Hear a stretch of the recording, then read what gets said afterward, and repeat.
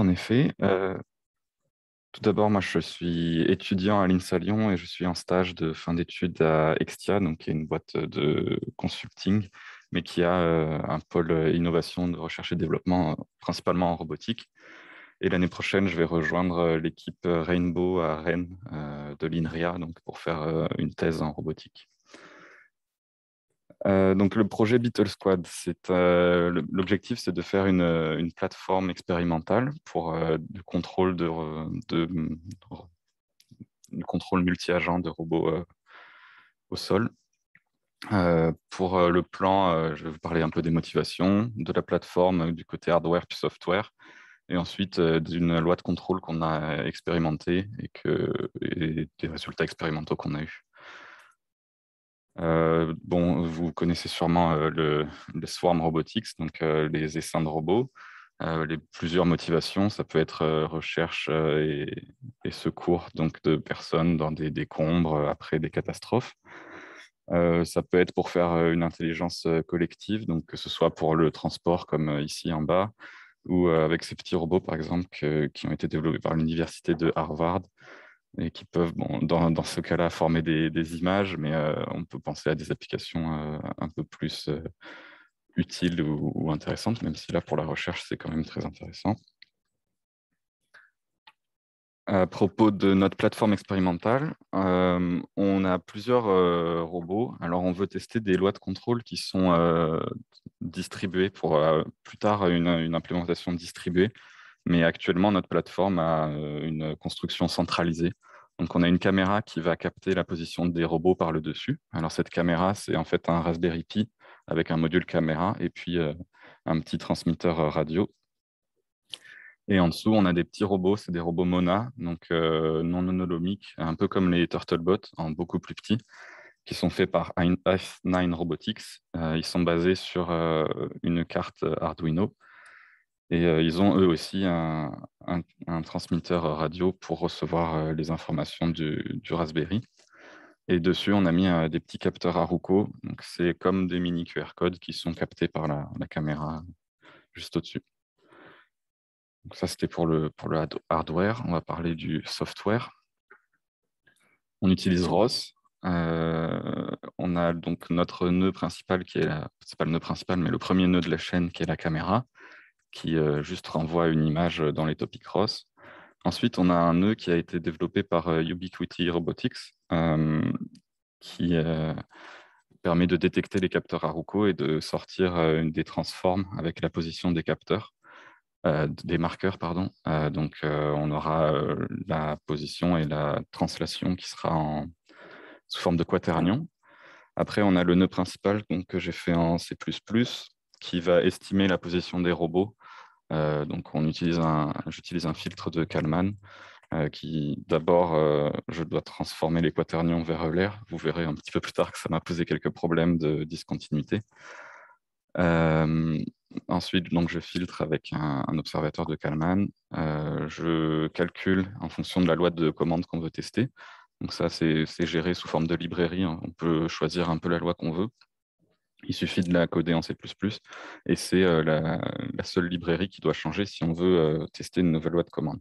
Parce que vraiment, l'objectif de cette plateforme expérimentale, c'est de tester plusieurs choses qui sont pensées, qui sont prouvées mathématiquement, mais qui peuvent avoir été déjà simulées, mais qui n'ont pas encore de résultats dans le monde réel. Et donc, une fois qu'on a ce système, donc souvent, ce sera des doubles intégrateurs. Donc, on va avoir des accélérations linéaires et angulaires. On va les convertir en vitesse de roue pour les robots Mona en faisant des kinématiques inversées. On a aussi un petit topic juste là qui va nous permettre de sortir des données où on peut utiliser les ROSBAG que vous devez connaître aussi. Donc, ça permet de sauvegarder de rejouer toute l'expérience en sauvegardant toutes les données qui ont transité dans les topics cross. En sortie de cette note de contrôle, on va avoir un ID et des vitesses de rotation des roues. Donc, chaque robot est associé à un ID qui est en fait l'ID du marqueur Aruco, dont je vous ai parlé juste avant. Et on envoie ça à un nouveau Neuros qui va se charger de la communication radio avec les robots. Donc, moi, j'ai une formation d'ingénieur télécom à la base, donc je me suis un peu attardé là-dessus. On a une communication plus ou moins robuste. Donc, le robot, quand il reçoit l'information, il dit à la node radio qu'il a bien reçu l'information et on peut passer au robot suivant. Ça peut poser problème pour des flottes plus importantes de robots. Euh, mais bon, il faudra y réfléchir plus tard.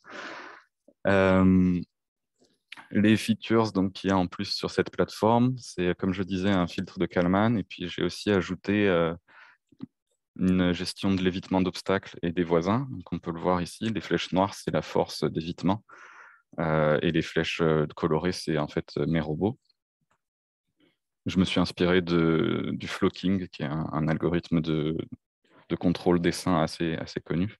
Je me suis inspiré surtout de la force de répulsion, donc, qui crée des agents virtuels ou des agents réels pour le cas d'agents réels, du coup, pour créer des forces de répulsion et éviter donc les obstacles et les collisions. Là, j'ai une vidéo d'une de nos expériences. Là, ce qu'on avait implémenté comme loi de contrôle sur la plateforme, c'était pour le coup du flocking à proprement parler, avec les 3 forces du flocking. On voit une petite croix jaune qui est l'objectif de la formation. On a aussi un marqueur ici qui est en fait l'origine de notre repère. On a un repère de dimension x, y avec une rotation θ des robots. Et puis, on a un repère qui simule un obstacle. Donc, c'est assez basique, mais ça permet de tester plein de lois de commande différentes. Du coup, voilà le tracking de position, comme on l'a vu sur la photo juste avant. Donc, comme je disais, ça, c'est fait par le premier Neuros. Et puis, ça, c'est les robots avec les marqueurs. Et sur la droite, c'est aussi un apport assez important du projet Beetle Squad. En utilisant les Rosbag ou les données qui sortent du node control, je peux générer une animation en Python avec en gris ici un obstacle. Donc, c'était ce marqueur-là. En coloré, toujours les robots qui vont se déplacer puisque c'est une vidéo. Et sur la droite, on peut avoir un peu les plots qu'on veut. Donc là, j'ai tracé la commande de vitesse des robots, donc c'est-à-dire l'accélération qui est intégrée avant d'être envoyée au robot. Et pareil, la commande de vitesse angulaire des robots pour qu'ils tournent sur eux-mêmes. Et puis les vitesses mesurées des robots selon X et Y. Et puis on peut aussi avoir la répulsion, comme je vous ai montré sur une photo avant, sous forme de flèches noires.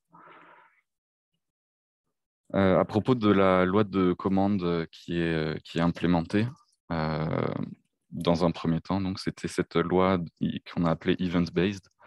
C'est Jonathan Uziel, qui est mon tuteur de stage, qui a adapté cette loi pour les robots non autonomiques. Donc le postulat, c'est que si pour une flotte de robots, pour un groupe de robots, pour qu'on calcule une loi de commande, ça veut dire comment maintenir la formation, comment éviter les voisins, on a besoin de connaître leur position, leur vitesse éventuellement. C'est le cas ici, et puis leur orientation. Mais si ces valeurs sont constantes ou varient très peu, ce serait dommage de les envoyer à nouveau. Par exemple, dans notre cas, c'est par signal radio. Enfin, non, dans notre cas, c'est par caméra, mais dans un cas où on appliquerait une solution décentralisée, ce serait par signal radio, et donc ça pourrait surcharger le canal de communication. Et donc, le but, c'est de ne pas envoyer d'informations si elle n'a pas changé par rapport à un temps passé. Donc, pour ça, on essaye de détecter des événements quand la variation de data observée est importante. On peut le voir sur le schéma ici. Par exemple, ici, on a donc c'est la courbe de X d'un robot. On voit que X varie, donc on a des petits traits qui signifient qu'il y a des événements qui sont détectés. Pareil pour Y, au début ça varie de façon assez constante et donc on a des événements assez régulièrement, ce qui va en fait ce qui va activer une communication du robot qui va envoyer son information selon Y. Comment on gère ça dans notre plateforme qui est, comme je vous le disais, une approche un petit peu centralisée. C'est que on a un système de mémoire.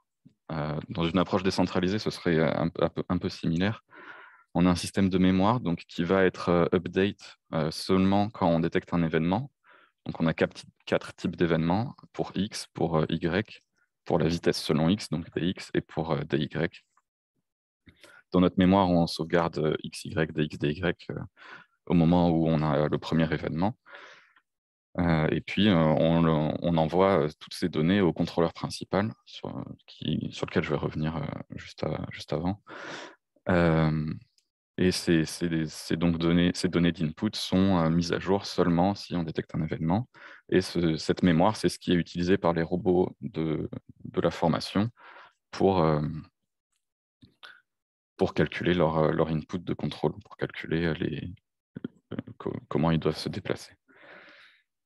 La logique de contrôle, c'est juste un double intégrateur avec un consensus de position et de vitesse. Donc, ce que ça veut dire, c'est que pour un robot I, on va calculer une erreur de position avec les robots voisins. On va y appliquer un gain et puis on va faire la même chose pour la vitesse.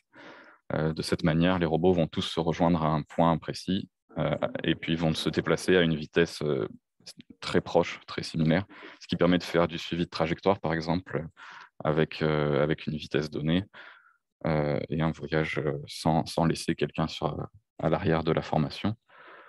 Dans la pratique, tous les robots n'utilisent pas les données de tous les autres robots de l'ensemble. On utilise un graphe de connexion. Donc, les robots sont connectés de proche en proche, en quelque sorte. C'est décrit juste ici pour donc notre première expérience, où on va avoir un leader virtuel qui sera un point qui va se déplacer, donc qui aura des coordonnées x, y et aussi une vitesse dx, dy pour faire donc un suivi de trajectoire. On le voit sur l'image de gauche. J'ai fait un rectangle qui part dans ce sens-là. Ensuite, on a le robot numéro 1 qui connaît les informations du leader et donc qui va les utiliser pour faire ses contrôles, pour calculer ses inputs, pour calculer sa loi de contrôle. Et ainsi de suite, le robot 4, puis le robot 3, le robot 2.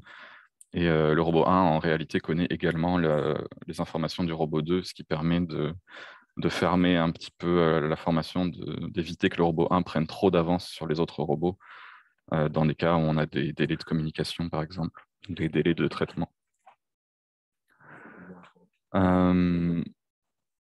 Ensuite, donc les résultats expérimentaux. Voici pour la même expérience que je vous ai montré avant. Je vais juste revenir là-dessus, excusez-moi. Le trait bleu, on voit, c'est le robot numéro 1. Dans l'expérience, on avait 4 robots, mais j'ai choisi d'en afficher un seul sur cette illustration pour que ce soit plus clair. Les robots Mona, c'est des petits robots donc, qui sont assez lents. Je vous ai mis une vidéo plus loin, elle sera assez lente. Ça, c'est pour cette même expérience où on voit donc la position selon X et selon Y et les événements générés.